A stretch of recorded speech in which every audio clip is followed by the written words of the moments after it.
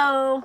I promised I would make a video on filling up your water barrel, and it is a rocket science, so you'll be totally fine doing it, but there are a few tips and tricks that I want to let you be aware of. So anyway, the first thing that you're going to do is make sure your water barrel is off the ground.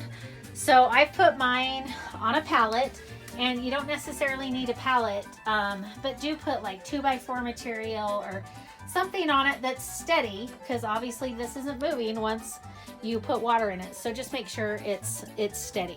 The next thing, this is a bung wrench, and you can see these little holes. They fit right in your lid, and you can just turn it, and that's how you twist on and off your barrel.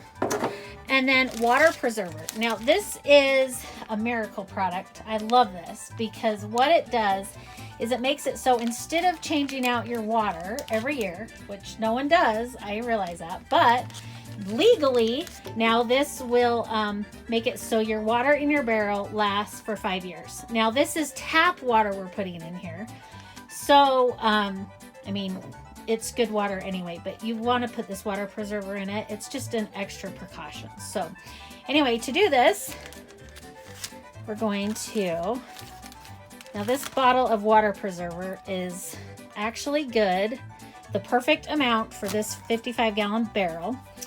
And I'm just going to take, it has a little stopper in it, and I'm going to take it out because there's no sense putting little drops in, and I'm just going to put this in here like that. I'm going to empty it out like, geez, kind of doesn't want to come out. Okay, so there it is. There's that, and I'm going to just put my hose in. Now normally I would use a, when I filled my other water barrels, I've filled them with a marine grade hose, that white hose that I use in my motorhome or on my boat or something like that.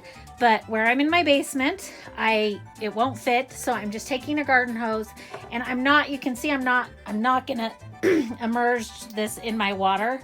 I'm going to just kind of keep it out because this has been in my yard, but it hasn't had any irrigation water in it. So just try to get the cleanest hose that you can, but again, we're just trying to make it so bacteria doesn't enter into your barrel. So I'm going to turn on the hose, and then we'll fast forward to the end.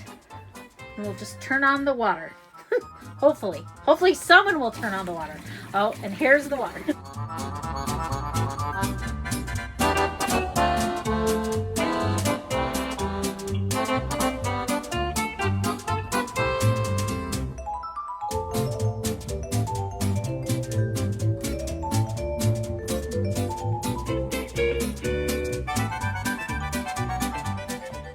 Okay, as you can see, our water barrel is full, and I filled it as full as I could get it because I wanted to remove as much oxygen in the barrel as possible. So I filled it all the way clear to the top.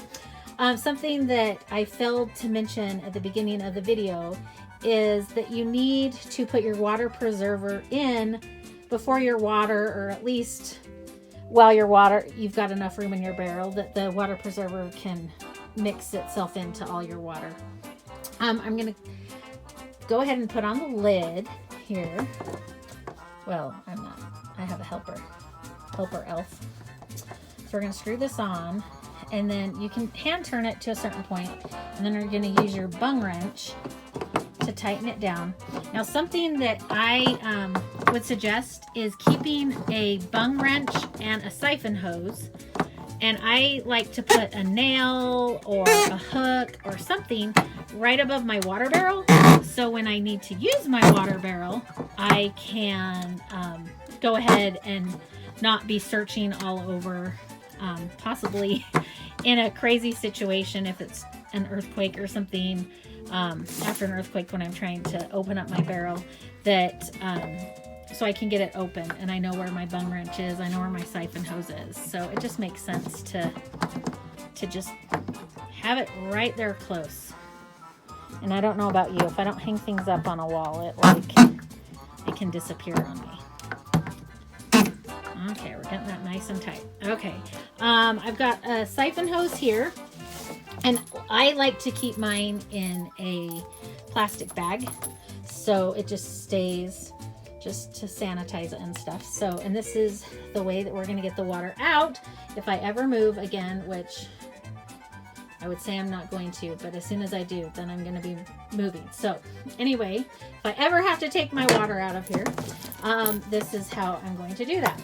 Anyway, oh, the other thing I forgot to tell you is once you get your lid on, I'm going to take this barrel and I'm just going to give it a nice slosh, because I want the all of the, okay, it's sloshed. My helper elf is very helpful.